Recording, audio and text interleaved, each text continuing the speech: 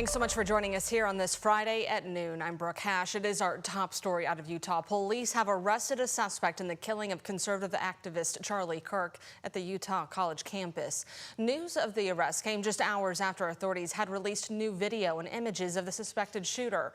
Here's ABC's Jacqueline Lee with what we've learned. We got him. A suspect in the shooting death of conservative activist Charlie Kirk is in custody. Investigators announcing the arrest this morning. On the evening of September 11th, a family member of Tyler Robinson reached out to a family friend who contacted the Washington County Sheriff's Office with information that Robinson had confessed to them or implied that he had committed the incident.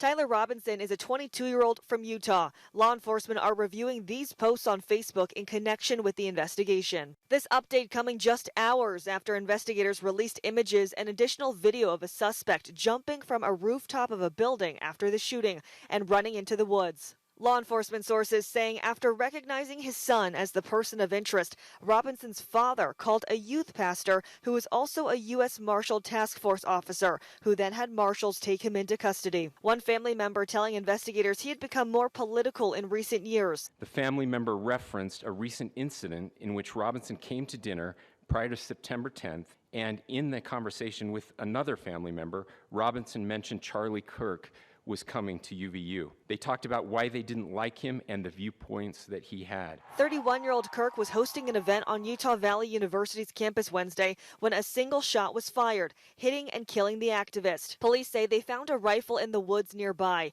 Investigators speaking to a roommate who pointed them to messages from Robinson. The content of these messages included messages affiliated with the contact Tyler, stating a need to retrieve a rifle from a drop point. President Trump saying this today on Fox News. In custody, everyone did a great job. We worked with the local police, the governor. Everybody did a great job. Jacqueline Lee, ABC News, Orem, Utah. Robinson is in jail but has not been formally charged with any crimes. Police have yet to say if he acted alone. Kirk's assassination has led to heightened concerns regarding a rise in political violence across the country. During his Team Kentucky briefing, Governor Andy Beshear said while Kirk's platform could be considered divisive, you should never respond with violence to beliefs you disagree with, adding he thinks as a country we must do better. We have a commitment not to leave a broken country to our kids, to leave a divided country to our kids, a country where that is boiling too hot, or where people are trying to constantly create an us versus a them and then dehumanize one side and encourage violence. That is not the country any of us want our kids to grow up in. Kentucky Senator Mitch McConnell also released a statement calling for the stop of people treating others with differing political opinions as enemies. He also said we must treat the clashing of ideals as a celebration of democracy, not a pretext for war. A person is dead after a crash between a car and motorcycle near the Iroquois Park neighborhood. LMPD officers responded to Manslick Road and Vista John Drive around 4:45 yesterday afternoon. Investigators said the car was trying to turn left off of Manslick before colliding with that motorcyclist. LMPD said the driver of the motorcycle was not wearing a helmet and died at the scene.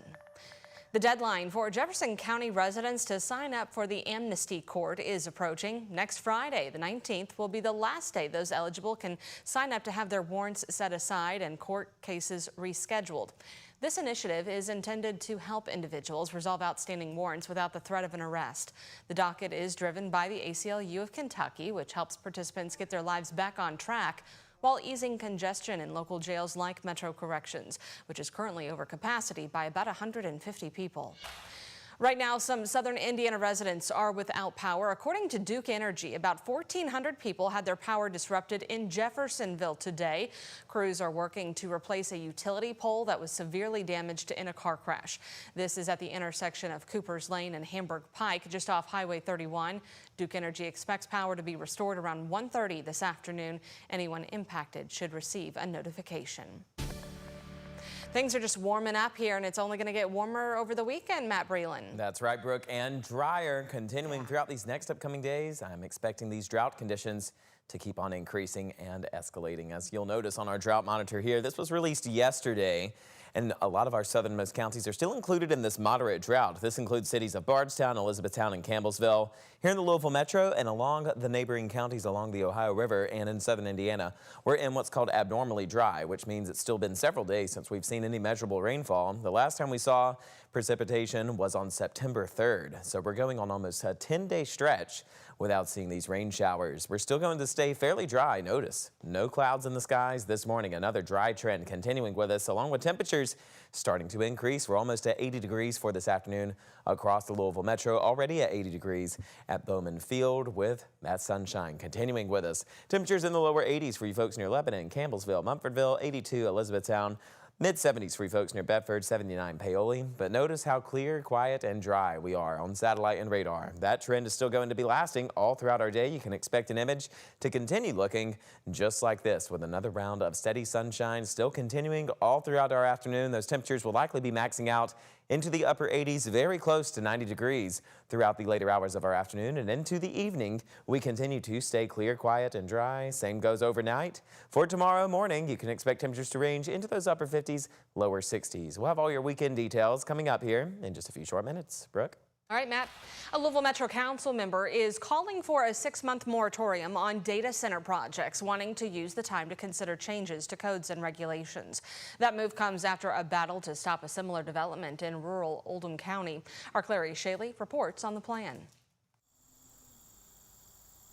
In this slice of nature off Campground Road in southwestern Jefferson County, a data center is in the works. Recently, neighbors tell me workers have been grinding trees. This location in Rubbertown is currently the only data center in Jefferson County and is still under construction. One Metro Council member is trying to get ahead of future developments and is calling for a pause on data centers. We're trying to ensure that we're not looking back in 5 years and wondering why we didn't have proper procedures, proper controls in place. So Council member Marcus Winkler is introducing a temporary moratorium on rezonings for data centers pending review by the Planning Commission.